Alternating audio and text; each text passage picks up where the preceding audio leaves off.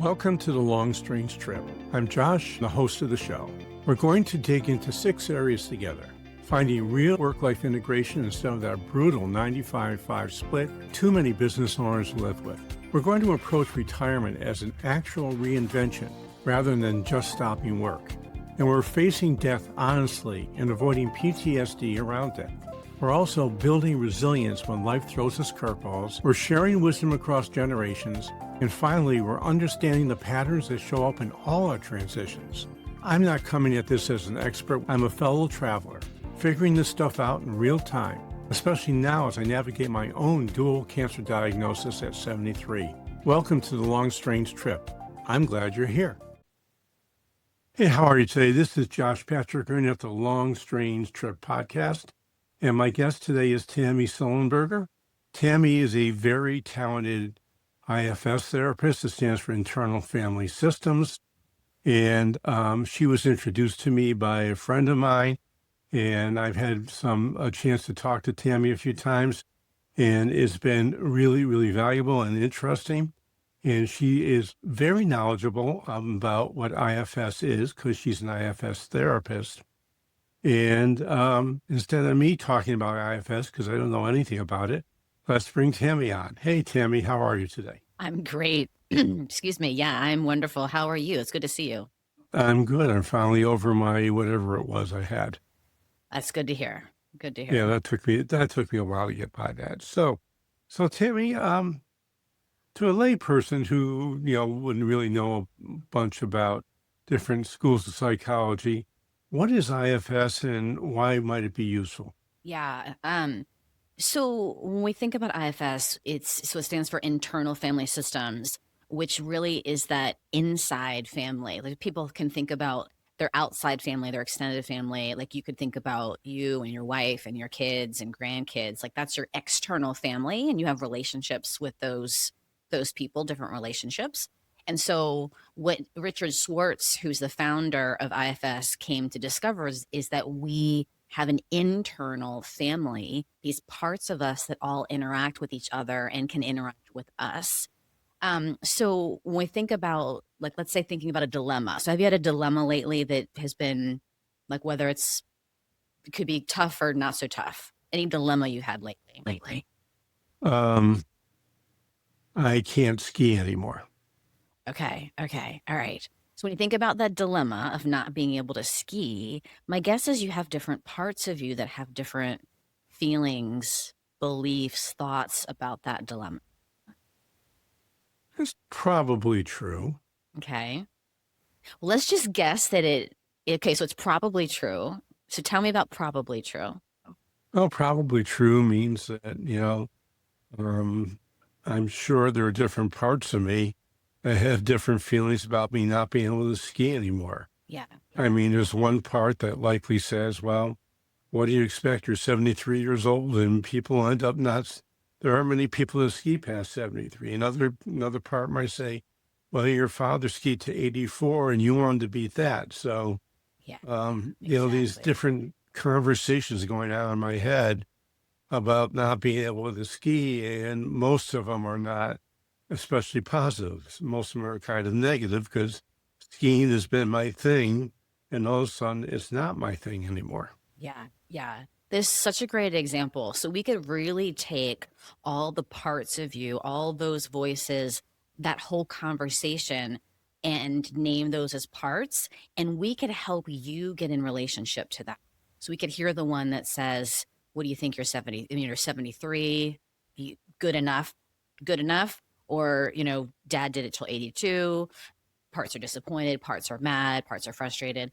And so we all have that inner dialogue. And so that's what IFS says, is we all have this inner dialogue, but though that inner dialogue are really parts of us. And when we unblend, which is that idea of getting a little bit of space between us and our parts, we can begin to have a relationship and a dialogue with these parts, which creates more harmony, more peace inside. Like even if we're not solving the problem of you not being able to ski, but what would happen if we helped you have a conversation with these different parts of you so there isn't so much tension, there isn't conflict, there isn't this frustration inside? yeah, we don't solve the skiing problem, but we give you a little bit more internal peace. Okay, so is that what the goal of IFS is, to give you internal peace? So one of the goals, Dick says there's 4 goals, and of course I'm not going to remember them at all. But one of the goals was, so I'll give you 2 goals, and this might not even meet Dick's 4 goals, but I'll give you 2. One is that idea of the multiplicity. The goal is that, can I notice these different parts of me that have different agendas, different thoughts, different feelings, different perspectives? And can I get in a relationship? Can I befriend these different parts of us or different parts of me? That's first goal, unblending and befriending. And then the second goal is the self leadership. So, who I am and who you are, Josh, is this authentic self with a capital S. And that authentic self, we are that or we feel that when we have these C qualities of calm, compassion, courageousness, connectedness, curiosity, creativity, clarity. I think that's all of them. So, when we have those, when we're feeling those, when we're experiencing those, we feel more like in our seat. We feel more in our center. And so we want to be led in our life by that. Like, I want me, the authentic me, to be driving the bus of my life most of the time. And I can have these parts to be co pilots with me. They are helpful, they give me information, but I don't want them driving the bus. And that's how most of us live. Most of us live with these parts driving the bus. So if that part of you that said, bad you should keep skiing, you should have skied 10 more years, you suck, and that part was driving the bus, what would that feel like if that part was driving the bus of your day? Yeah. Pretty crappy, that's for sure. Yeah. That would make me unhappy.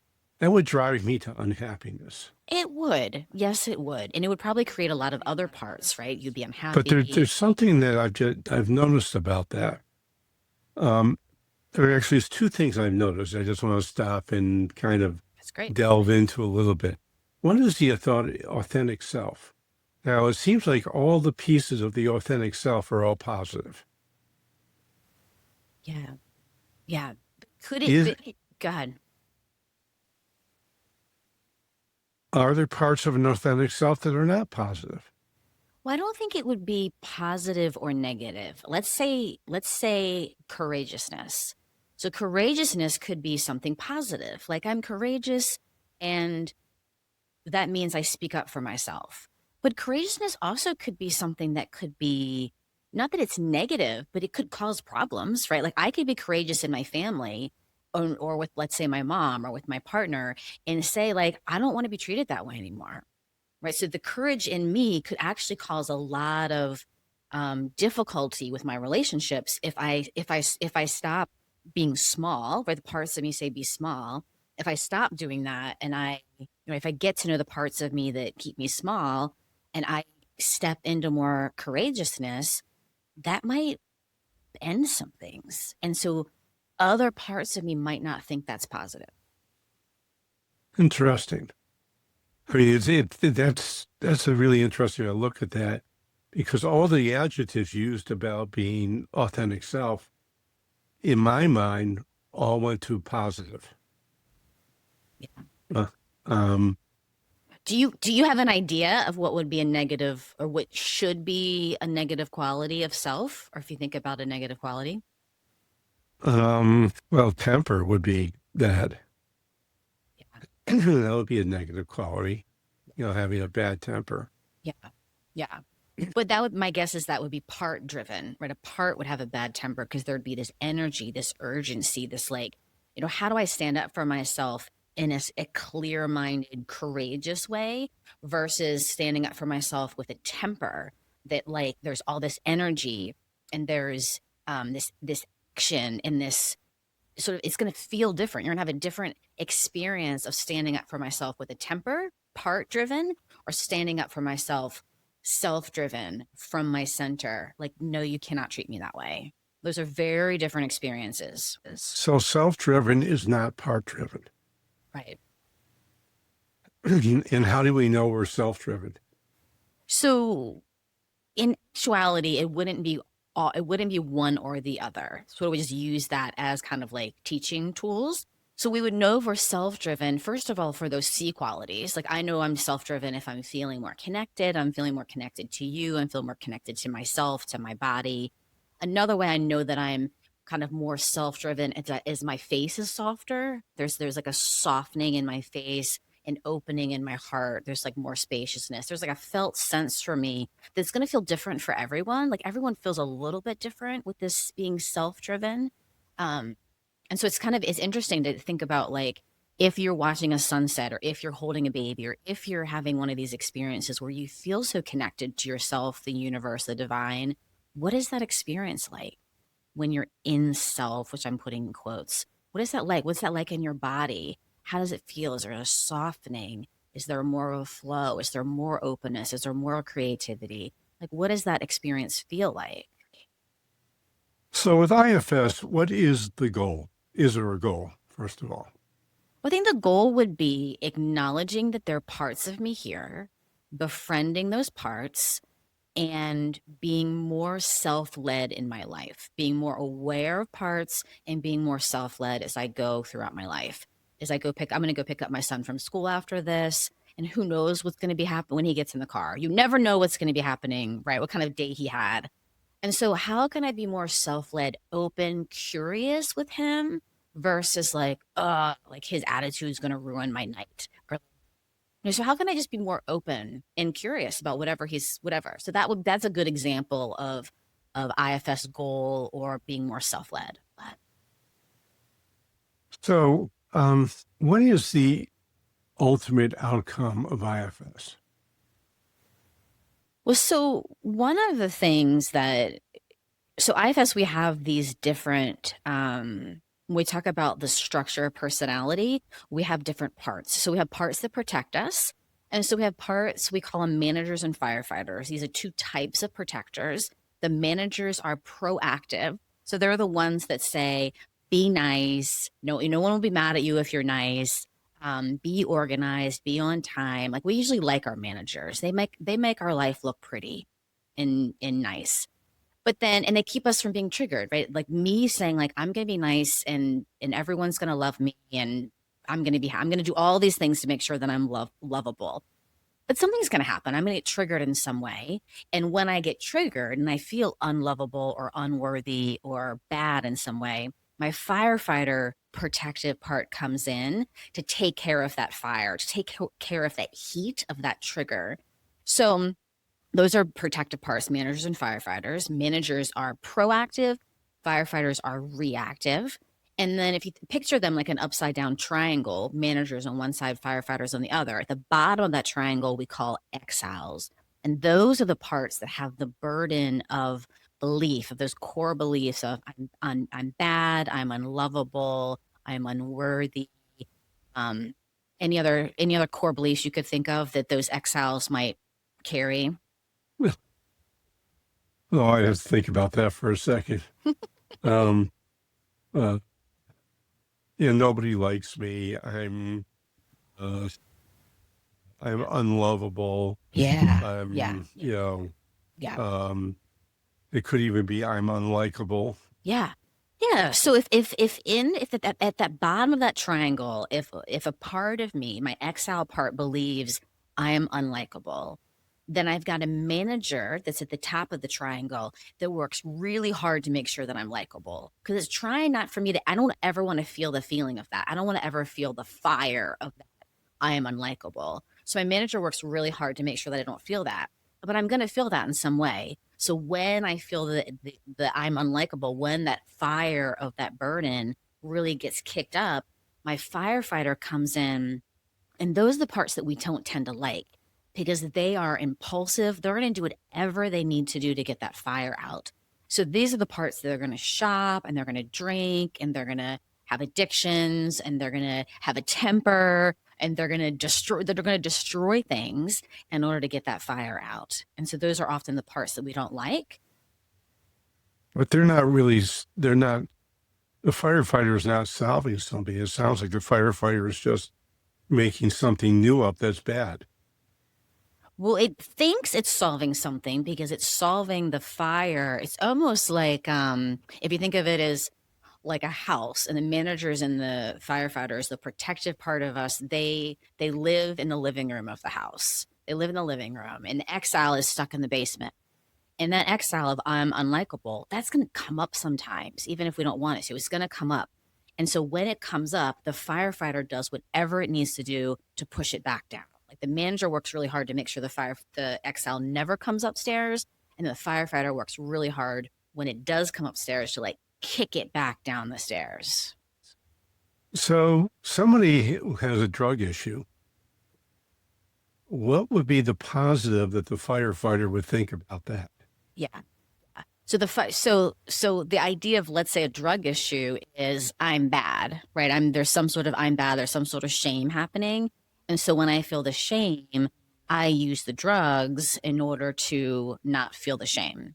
And so it takes away the shame, which then we know doesn't actually work, right? Because then I feel more shame. And so then my manager might come in and say, okay, now we're going to AA. I mean, this happens for me. Let's talk about it like for you and I, just as regular average Joes, right? So I have a part that could be like, this actually happened recently where was I eating? Oh, Easter. I was eating Easter. So this Easter was not that long ago, and I was eating a lot of Easter candy. So I'm like, Easter candy, yum, yum, yum. Just eating it. I wasn't even triggered. I just was sort of like, it's Easter, there's candy around, I'm going to eat it. Probably younger part that likes eating candy. There's nothing wrong with that, right? Like a younger part of me, like little girl part, likes eating candy. Fine. A part comes in and it's like, we're fat, we're unlovable, something's wrong with us, you can never eat this candy again, you need to go on a diet, you need to go buy a pill, you need to join Weight Watchers. Like all of this energy of I've done something wrong, I am something wrong, and we need to fix it immediately. So eating candy does what for us?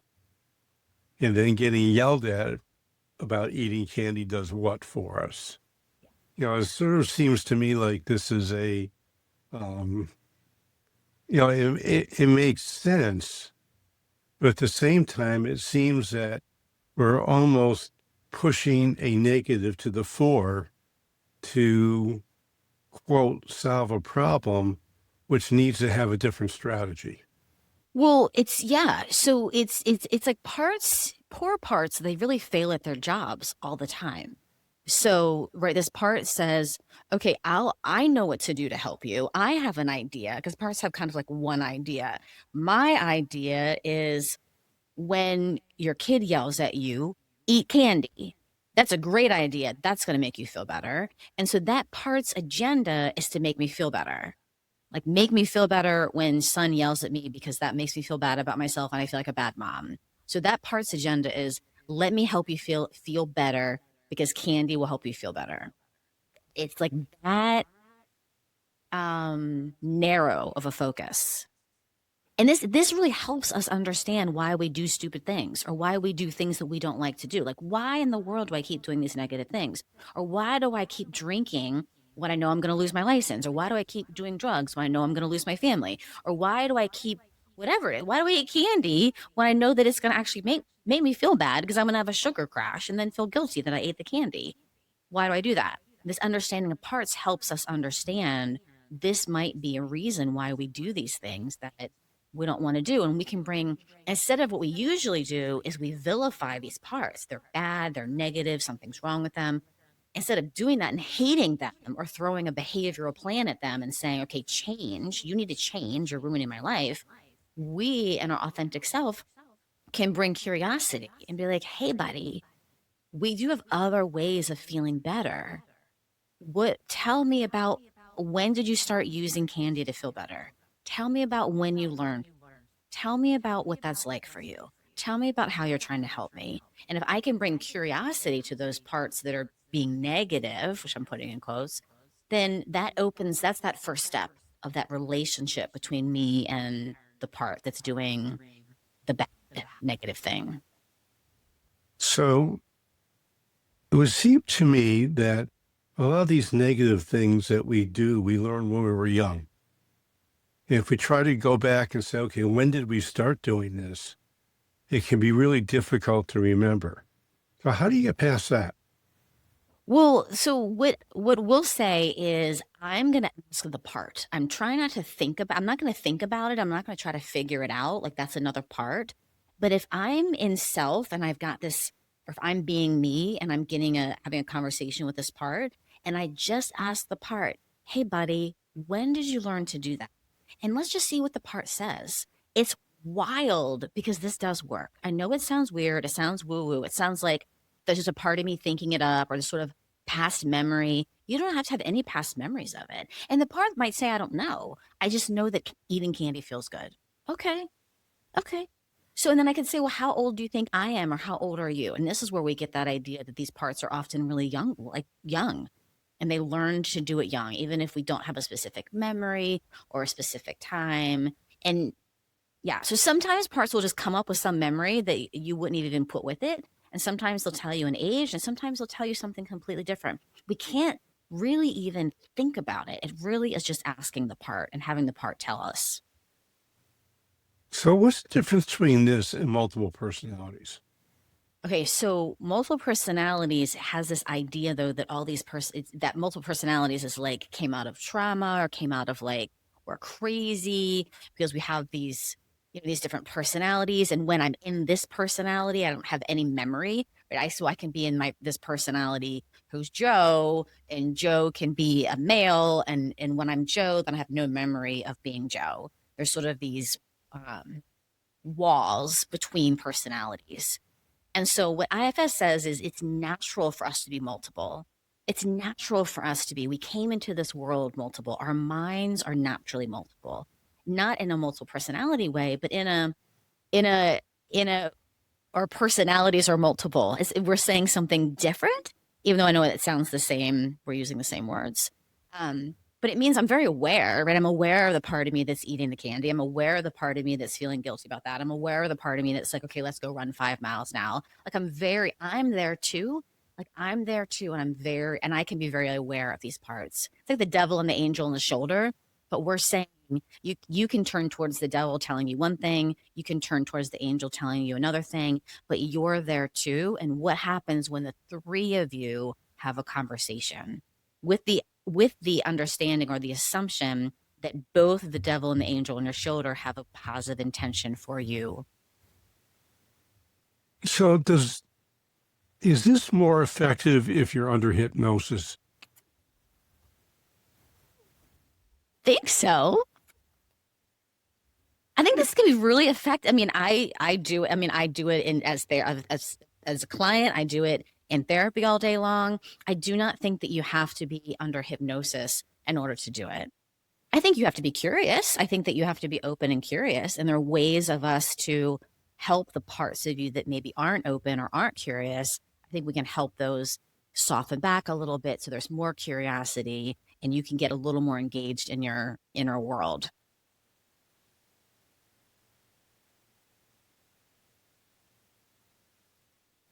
I think if you're not curious, there's a part here. And can we get to know that part in some way? Right? There's a part that's saying, I don't want to be curious. I don't want to know. I don't want to find out. Whatever, that's fine, right? It's going to be too hard. It's going to be too scary. It's going to be like, this is stupid. Whatever that is. Okay. All those parts are welcome, and let's see what they want to say. I like that statement. All the parts are welcome. Yeah. So is that an IFS statement or is that something you came up with? I would love to say that it's my statement, but it's not. It's an IFS statement. Okay. Yeah, all parts are welcome. And then Dick's book is one of his latest books is called No Bad Parts. So that's another IFS statement. I can't take credit for that. So all parts welcome, no bad parts. Does it mean that parts don't do bad things? Of course parts do bad things. Parts of us do bad things. And all parts are welcome. That doesn't mean that all parts are welcome to do and behave or act in certain ways. It means that I inside am welcoming all my parts and saying, let's get in relationship. Let's get in relationship. I want to hear your story. I want to hear what's happening for you that you keep doing A, B, and C. So I'm curious, has IFS ever been used with inmates? Yes. Yes. I just yelled that. Yeah. Yeah. I did a podcast. I did a podcast with that a very long time ago, with a man and I cannot remember his name or what this podcast, when this was, but it's had great impact. And one of my friends in my spiritual community, he uses my book. He goes into prison, like his local prison, and uses my book and does groups. And I'm going to assume that service members coming back from Iraq or Iran or Afghanistan with PTSD, this would be a very effective form of therapy. I mean, can't you imagine that? Yes, because think about like just being able to name, just being able to name different parts. Just being able to name, right? There's parts of me that enjoyed this thing that I did. There are parts of me that are horrified. There's parts of me that are proud. There's parts of me that are ashamed, right? We all have these parts, and certain people and certain jobs and certain experiences, they're going to be bigger. They're going to be more intense, but we all have these different parts. And we can, maybe even listeners, or maybe even you can just notice what happens when I just name them. Not all of me is anxious. Not all of me is angry. All of me is embarrassed. There's an embarrassed one, and there's one that's not embarrassed. Okay, and then I'm there too. Not just parts, it's I'm here too. Myself, my true self is right here listening and being with these parts of me. So it seems to me that IFS helps you to become more human. Wouldn't that be nice? Well, would you agree with that statement? I think so. And the idea that how we define being human, right? It's also being parts, having parts is also part of being human. And so it's like helps being more self-led helps us be the kind of humans we want to be and the kind of humans we wished other people would be. Makes sense. So, Tammy, unfortunately, we're out of time. And I'm going to bet there are some people who are listening to this that would like to find you. So how would they go about doing that? They can find me at my website, tammysollenberger.com, and everything's there. The book, the podcast. I'm on Instagram, Facebook. I have a Substack. But everything, you can find everything at the website. Okay, cool. And I've got two things I'd like you to do. Okay. The first is to go to wherever you're listening to this podcast and give us an honest rating and review. If you love us, you can give me 5 stars. If you hate us, you can give us 1 star. And I'll just cry a little bit before I go back to life, but I will eventually get over it. And the second thing is I would love to have you be a guest on the show if you think you have something to offer.